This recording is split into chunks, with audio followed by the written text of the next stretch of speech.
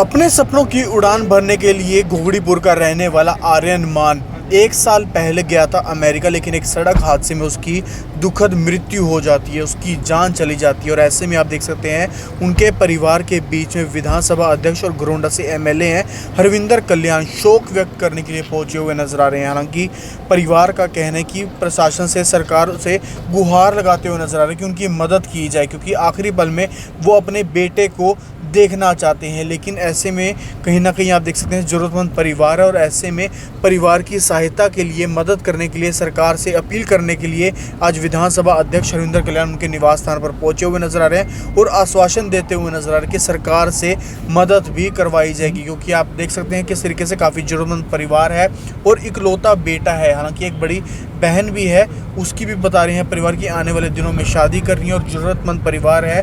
दिहाड़ी मजदूरी उनके पिता लगाते हैं और काफ़ी ज़्यादा रोते बिलखते हुए नजर आ रहे हैं। और ऐसे में आप देखते हैं उनके परिवार से बातचीत करते हुए नजर आ रहे हैं विधानसभा अध्यक्ष हैं हरविंदर कल्याण।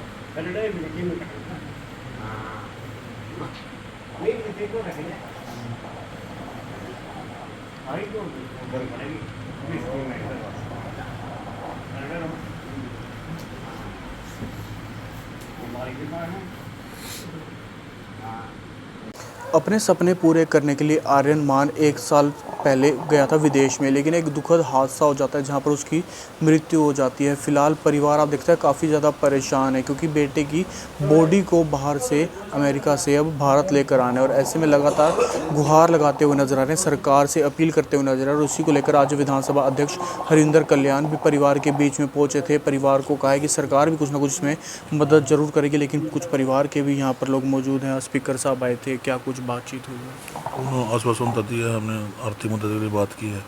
तो जो चला गया वो तो वापस नहीं आएगा।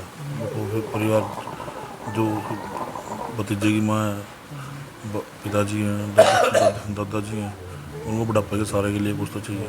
तो स्पीकर साहब ने आश्वासन तो दिया है, भाई हमारी तरफ से जो बन पड़ेगा वो हम करेंगे। तो ज़मीन वगैरह भी बेच के? हाँ, वो तो कम 40-50 लाख रुपए लगा के गया था।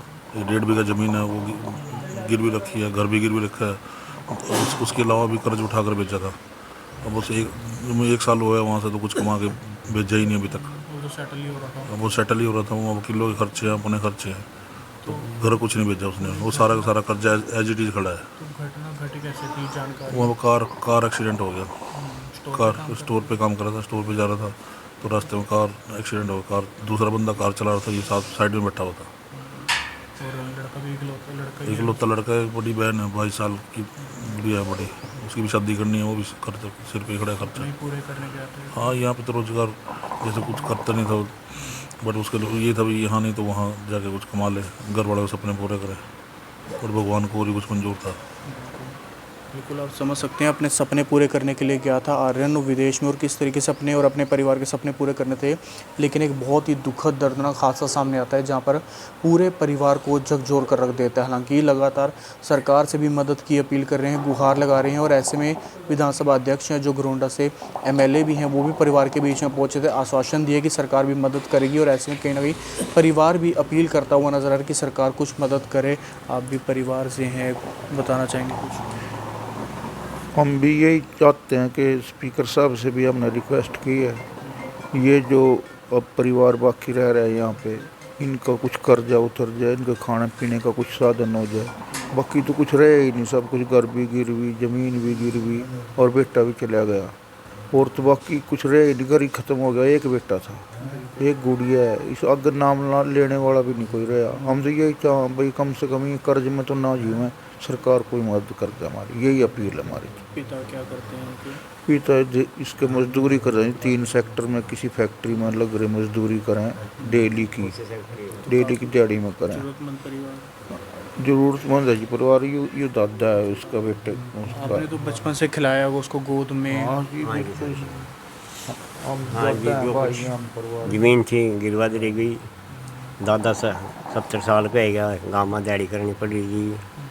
हाँ, मकान भी रह गए जी, अगर तो रोटी खाने का भी सहारा नहीं रहा है जी। एक पोती है वह भी शादी करने जी, जो नौकरी मिल जाए बड़ी सी नहीं है जी, उसको बच्चा अपना रहने उम्र पाए। जैसी हो जाए हाँ। बढ़िया नौकरी मिल जाए। हाँ, उसका भी सहारा हो जाए जी। चाइनीज सरकार से मदद हाँ, कुछ में कुछ मदद मिल जाए भाई, चाहे भाईचारा बैठा चाहे सरकार बैठी चाहे परमात्मा भगवान पूरा पाड़ेगा जी।